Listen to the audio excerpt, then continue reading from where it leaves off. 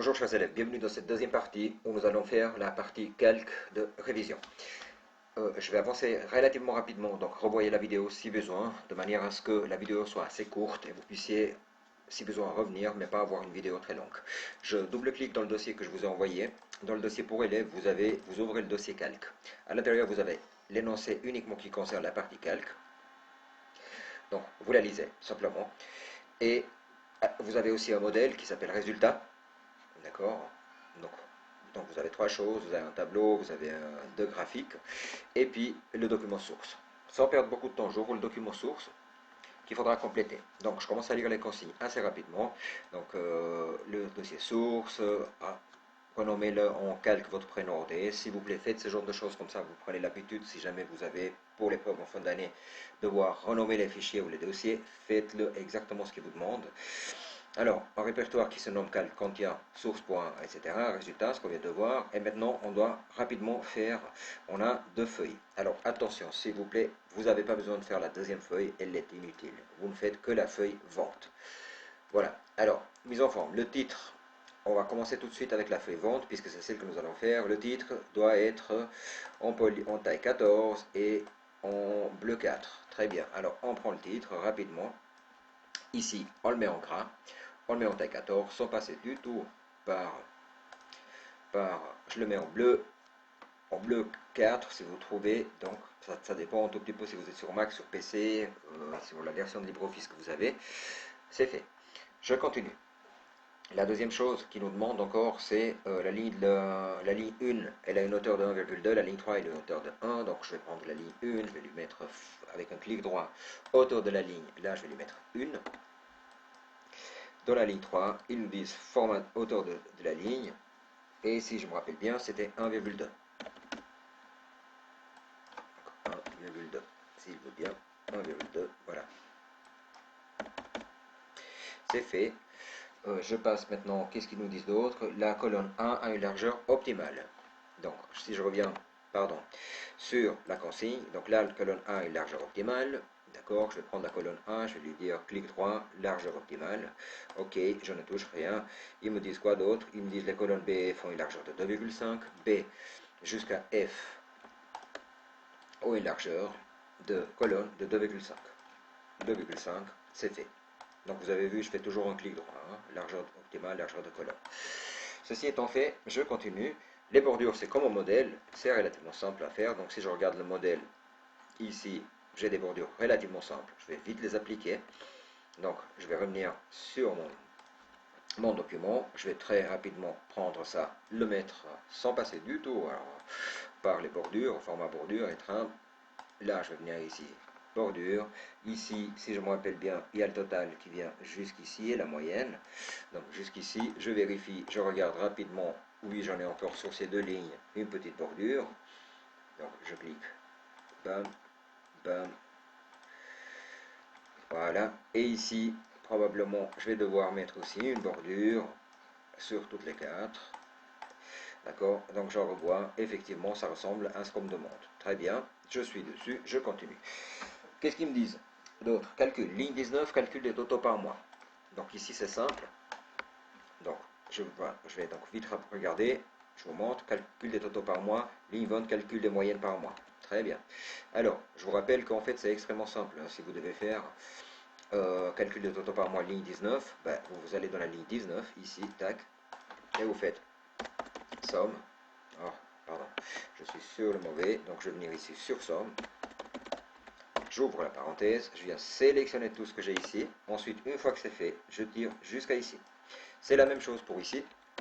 Je n'ai même pas besoin de lire, en fait. Donc, je vais faire ma petite somme. Donc, 2, c'est 3 mois. Et ensuite, je tire jusqu'au bout. D'accord? Ici, je vais faire exactement la même chose. Moyenne. J'ouvre. Je fais la moyenne de celle-ci. C'est fait. Ça va jusqu'à celle-ci. Ici, je n'ai pas besoin de faire le total des totaux. Par contre, ce qui est important, ce qui est donné dans la consigne, lisez-la attentivement, s'il vous plaît. Et de toute façon, c'est professionnel de travailler comme ça. Vous sélectionnez toutes les cellules qui sont nécessaires. D'accord? Donc, comme j'ai fait, comment est-ce que j'ai fait? J'ai sélectionné celle-ci. Ensuite, j'ai appuyé sur la touche contrôle que je maintiens appuyée et je sélectionne sur les autres. Je fais un clic droit, formater les cellules. Et ici, je vais aller dans le nombre, je vais le mettre en monétaire. Et si je me rappelle bien, dans la consigne, c'était demandé, il faut garder le séparateur de milliers, lisez la consigne s'il vous plaît, mais par contre, il n'y a pas de décimale. Donc, vous mettez les décimales à 0, et ça vous montre ici à quoi ça ressemble. D'accord? Choisissez bien CHF francs suisses.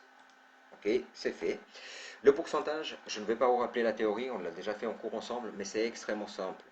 En réalité, la formule, elle est comme ça. Vous devez d'abord, première chose, faire un pourcentage ici, c'est-à-dire faire une somme ici, d'accord, pour pouvoir calculer votre pourcentage. Simplement. Ici, je vais venir ici dans le pourcentage, je vais lui faire cette cellule-là, que je veux savoir combien elle est pourcent, je vais la diviser par le total. Simplement là. D'accord? Je crois que dans l'exercice, je voulais laisser le pourcentage.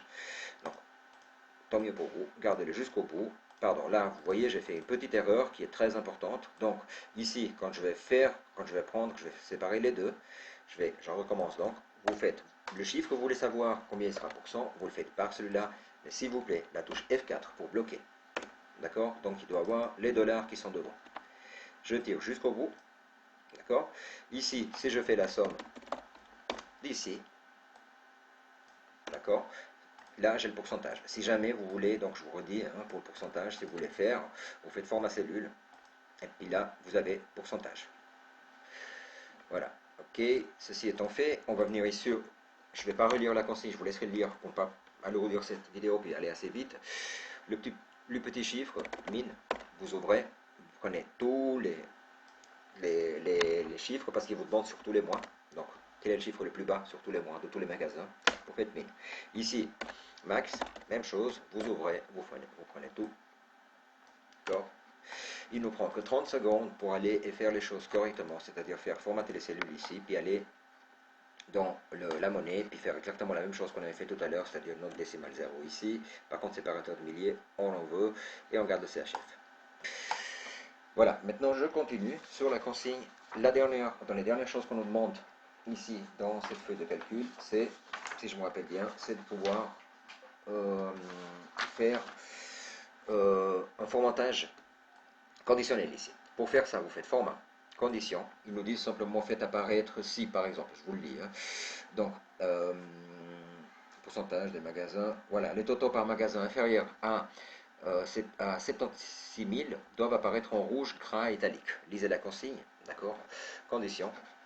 Vous allez ici, donc, tous les chiffres, donc, s'ils sont supérieurs un magasin inférieur à 46%, 46 000, pardon, 1, Dans ce cas-là, je vais aller directement prendre ici un nouveau style et je vais mettre ce qu'il me demande, c'est-à-dire je vais mettre la police en gras italique, je vais mettre je crois qu'il nous demandait en effet de caractère en rouge, d'accord, et c'est fait. Et je fais OK, d'accord. Il nous demande aussi tout ce qui est plus que 100 000, par contre, ils nous disent, doivent apparaître en bleu, gras et souligné. Donc je vais prendre, je vais dire format, conditionnel, condition, donc là je vais ajouter une nouvelle et puis je vais lui dire ici si c'est supérieur à 100 000, donc je vais taper 100 000, 1, 2, 3, 1, 2, 3, dans ce cas là ils doivent être en bleu, donc là je vais pouvoir faire la même chose, nouveau style, effet de caractère automatique bleu, gras, donc dans effet, pardon, dans office, gras et italique, non pas du tout, souligné. Donc effet de caractère, je vais mettre un soulignement ici, simple. Ok, il nous le fait, c'est fait. Voilà. Ceci étant fait, on va commencer maintenant, on va aller dans la deuxième partie. Non, pardon, il nous manque ici, il nous demande aussi de faire, si je regarde, donc j'ai une colonne qui est prévue ici, c'est pour pouvoir voir si l'objectif il a été atteint. Et on peut demander, c'est un si, donc je vous laisse voir si. Je vais m'approcher peut-être pour comme ça vous puissiez voir un peu bien. Vous faites si, et puis si je me rappelle bien, ils nous disent que si ce chiffre-là est plus grand que si ce chiffre-là est plus grand que celui-ci, d'accord? Pardon, je ne l'ai pas oublié, donc plus grand, rappelez-vous, hein, c'est ce signe qui est ici. Dans ce cas-là, je vais lui dire objectif atteint. D'accord? Sinon, c'est objectif non atteint. Ça permet en fait objectif non atteint.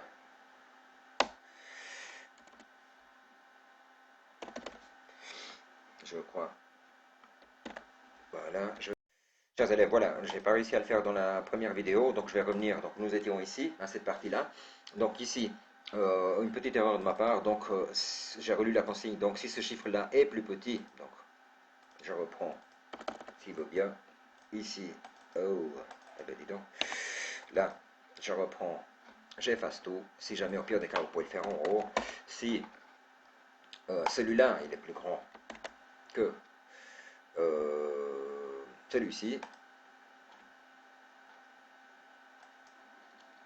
non, pardon, c'était juste comme j'avais fait. Donc si celui-là est plus grand que celui-ci, dans ce cas-là, ben, c'est objectif atteint. Sinon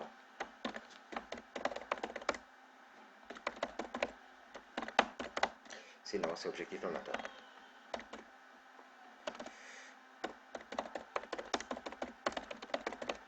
Voilà, je ferme et c'est fait. Donc là, l'objectif il est atteint. D'accord. Donc le si étant fait, je continue maintenant par la suite. Donc qu'est-ce qu'il me demande? Après, il me demande, on peut demander de faire deux choses. Pardon, juste une petite chose. Je teste une seconde si mon si fonctionne. Je mets 0 ici. Là, il n'est pas atteint parce qu'en fait, effectivement, 767 000, c'est plus petit que 800 000. D'accord. Par contre, il me suffit que je change, par exemple, ici. C'est là où c'est pratique pour qu'il soit atteint. D'accord. Je vais revenir en arrière deux fois pour regarder. Si je regarde mon modèle, il y a un petit rectangle rouge qui est ici. Il y a un petit bordure rouge. Donc, je vais venir rapidement faire une bordure rouge. Donc, format cellule. Je vais lui dire, donc bordure, je vais le mettre peut-être, je ne sais pas, à 1 cm puisqu'il ne me demande rien, je vais le mettre en rouge, je vais mettre là, là, là, et là vous avez votre bordure qui est faite. Je continue donc. Maintenant, allons dans diagramme toutes les ventes. Donc je suis déjà dans la consigne que je vous laisserai lire pour ne pas alourdir encore une autre fois la vidéo. Donc diagramme toutes les ventes, S, ça se trouve ici. Donc continuez à lire à partir de ce moment-là. Ceci est déjà fait, donc cette partie-là. Maintenant, ils me disent, sélection de toutes les données du diagramme de type vente. Si je regarde mon modèle, c'est très simple. Ici, je vois que je dois avoir un modèle empilé. Les données, j'ai mars, février, janvier, et j'ai le nom des magasins différents selon les quartiers. D'accord. Et j'ai les ventes. Donc c'est très simple, je prends forcément, donc logiquement, je prends celle-ci. D'accord. Je vais prendre aussi toutes celles-ci.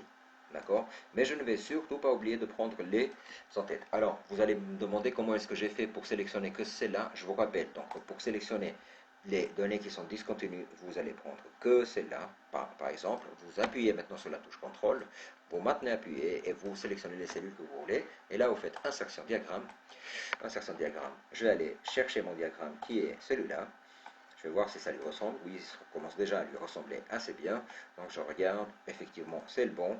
Donc je continue et je lui dis, je vais faire, pardon, jusqu'au bout. Excusez-moi, suivant ici. Il me dit plage de données, je continue. Série de données, je continue. Et ici, il me dit, c'est très important, élément du diagramme, donc vérifiez bien. Là, par exemple, vous avez toutes les ventes par magasin et par mois. D'accord. Donc ça, il faut les insérer. Par exemple, dans le titre, vous mettez toutes les ventes et dans le sous-titre par magasin et par mois. D'accord. Là, par magasin et par mois. Et ici, j'ai magasin là et vente ici. Donc ici, donc ça veut dire que j'ai magasin. C'est relativement facile. Et vente.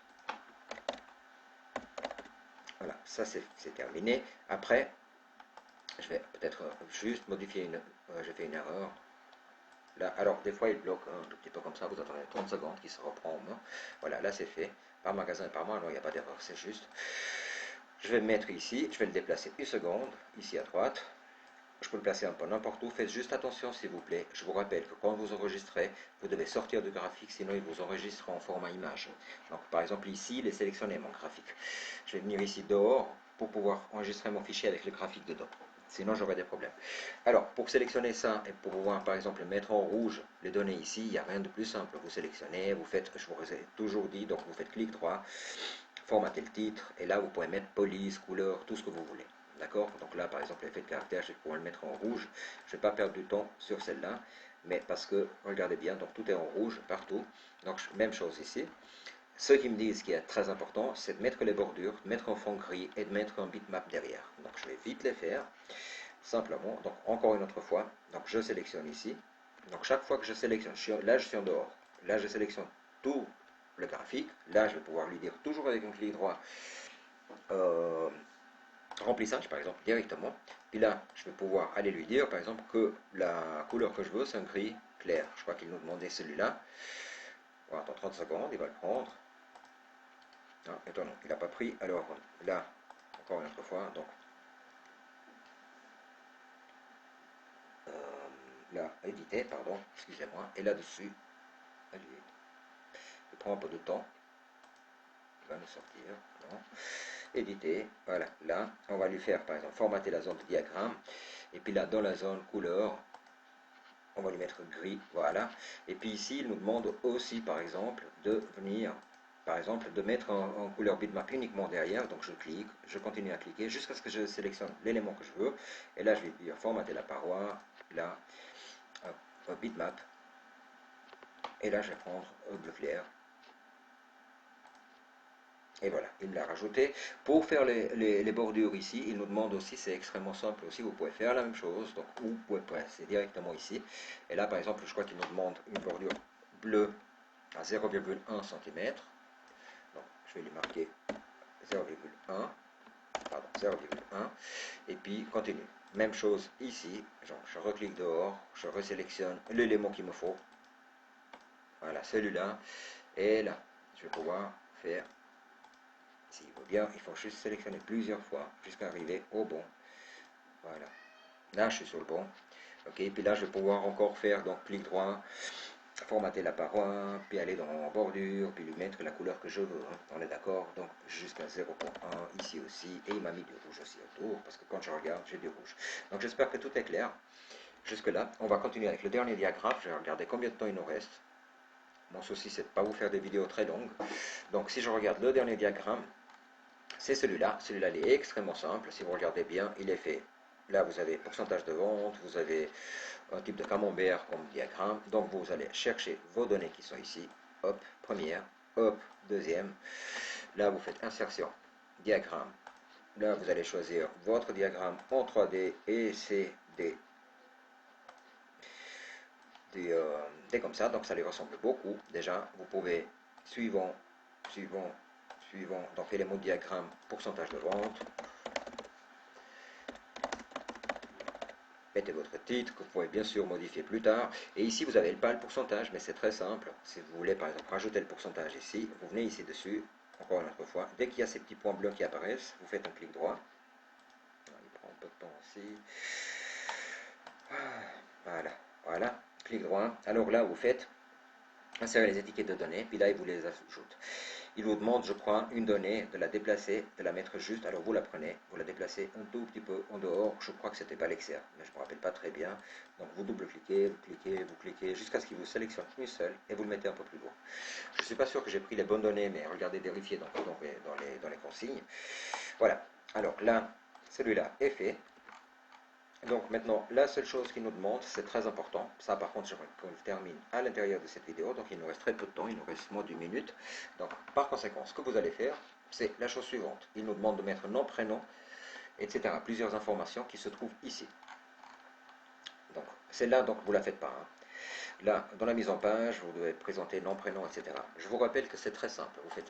Vous allez ici, à côté de l'imprimante, vous cliquez dessus, vous cliquez sur cet autre petit bouton qui est là, chez vous, donc qui s'appelle formater la page. Vous allez en tête de page, activer l'en-tête, éditer. Là, vous faites par exemple nom, prénom. Ici, vous mettez, je ne sais plus ce qu'il vous demande d'autre. D'accord. Ici, pour la date, je crois, si je me rappelle bien, c'était la date. Vous faites OK. En pied de page, vous faites exactement la même chose. Éditer. Ici, vous allez dans la partie centrale. Je crois qu'il demandait, je ne sais plus quelles informations d'autres, mais il n'y a qu'à l'insérer. Donc, peut-être c'est le nom du fichier. D'accord. Ou voilà, c'est très simple. Voilà, le nom du fichier, ça serait celui-là. Vous marquez quelque chose directement, vous pouvez aussi. Texte personnalisé. Voilà, vous faites OK. Et là, il vous marque tout correctement. Vous avez vu? Alors, le seul problème que vous avez actuellement, c'est qu'en fait, il vous a tout coupé. Donc, pour tout finir et tout faire correctement, c'est très simple. Vous venez ici dedans et vous faites dans Format. Donc, vous fermez ça. Vous allez dans Format. Et puis là, vous faites... Je crois que j'arriverai peut-être pas à vous montrer, mais 30 secondes dans la prochaine vidéo, je vous montre la dernière chose à faire, c'est-à-dire comment faire en sorte que ça s'imprime tout ça en uniquement 3 pages. Et là, vous, donc toute dernière partie, ils nous disent donc dans les consignes que tout doit s'imprimer dans 3 pages. Donc vous allez dans Format. Et là, vous faites simplement, pardon, excusez-moi, dans insertion, et je cherche en fait un endroit, voilà, dans l'affichage.